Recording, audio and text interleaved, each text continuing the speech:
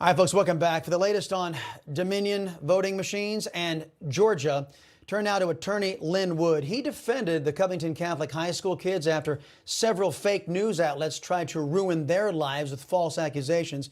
Joins us now by phone. Mr. Wood, it is a pleasure to speak with you here on the Chris Salcedo Show. Now, I know your lawsuit wasn't successful, and as you probably are aware, Georgia just certified their election.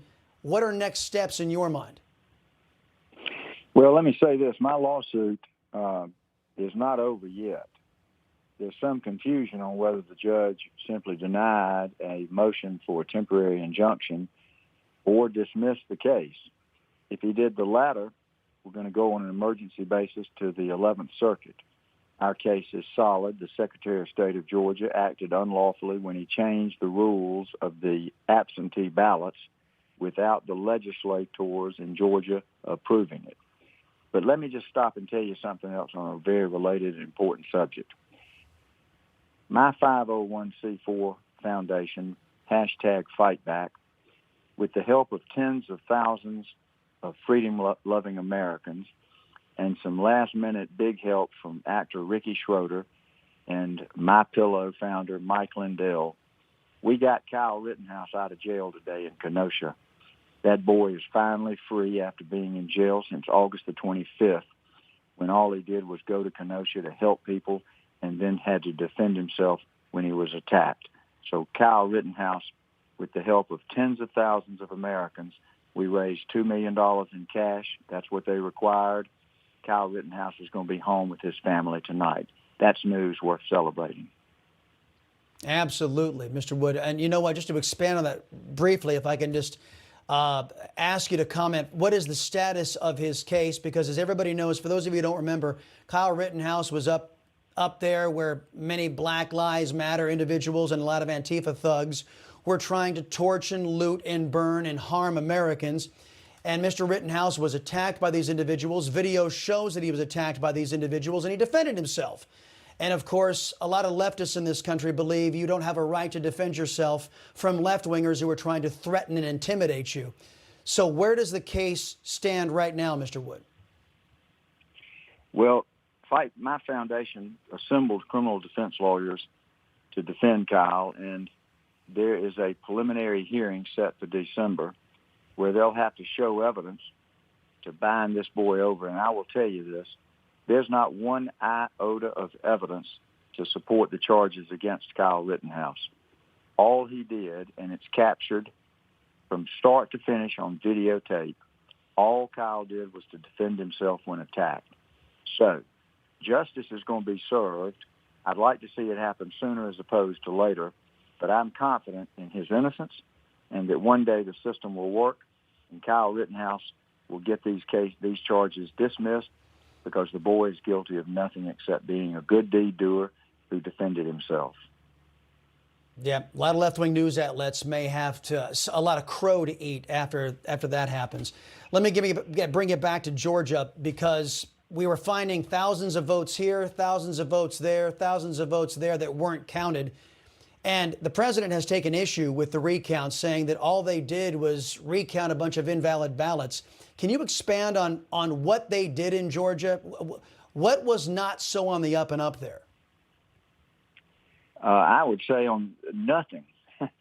The whole election was a fraud. You're going to find, I believe, in litigation that will be filed by the president, that this election was infected by a scam, a fraud perpetrated through the voting machines where software was installed to manipulate the vote flipping. The second prong of their fraud, when they tried to steal our presidency, was in paper mail-in ballots. Now, my lawsuit deals with the absentee mail-in ballots. I can tell you that when they did the recount recently, every county in this state was full of fraud and misdoings and irregularities. They didn't allow people to watch.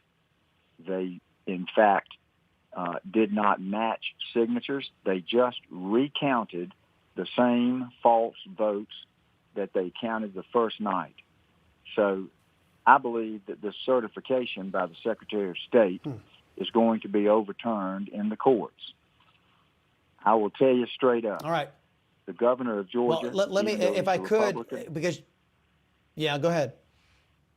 No, I simply wanted to say, even though he's a governor and he's a Republican, be careful who you think are true Republicans and conservatives right now. The label doesn't mean much. The governor of Georgia and the Secretary of State of Georgia have made deals with this voting machine and with COVID medical equipment they bought from China. There's a lot of China money involved in this country right now, and a lot of it found its way to the governor and the Secretary of State of Georgia. They don't want this election to go against Donald Trump, because Donald Trump's Department of Justice may very well be looking at those people in the near future. But President Trump won. Well, he's never going to concede. It was a landslide victory. All right. Well, that brings me to the last question I wanted to ask you about the Dominion voting machines.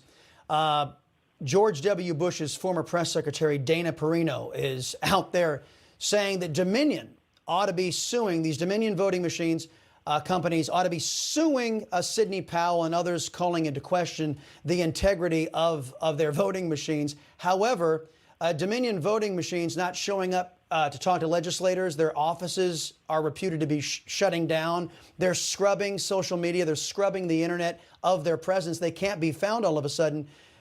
Why would it be perilous for Dominion voting machines to sue Sidney Powell? Doesn't that something called discovery? That could be problematic for Dominion, couldn't it? Problematic would be putting it mildly. I have a focus in defamation law, and I will promise you, just like the governor and the Secretary of State are not going to sue me for calling them corrupt, Dominion isn't going to sue anybody. Dominion is corrupt. Dominion was formed in Venezuela, found its way over to Canada, and then they got software installed where our votes found their way over to Barcelona and Frankfurt, where software manipulated the vote that was reported at real time by a company called Clarity. I have to tell you this. Dominion is not going to sue anybody. Dominion better save its money for criminal defense. If they did make the mistake of suing, you're right. Discovery will open up their cookie box and every damn lie will be revealed.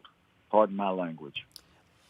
No, sir. I think in these times we live in, it's wholly appropriate. Lin Wood, it is a pleasure to talk with you, sir. Come back soon here to the Chris Salcedo Show. You just watched Newsmax TV, America's fastest growing cable news channel, now in more than 70 million homes. You can get Newsmax TV on your cable system or check your cable guide.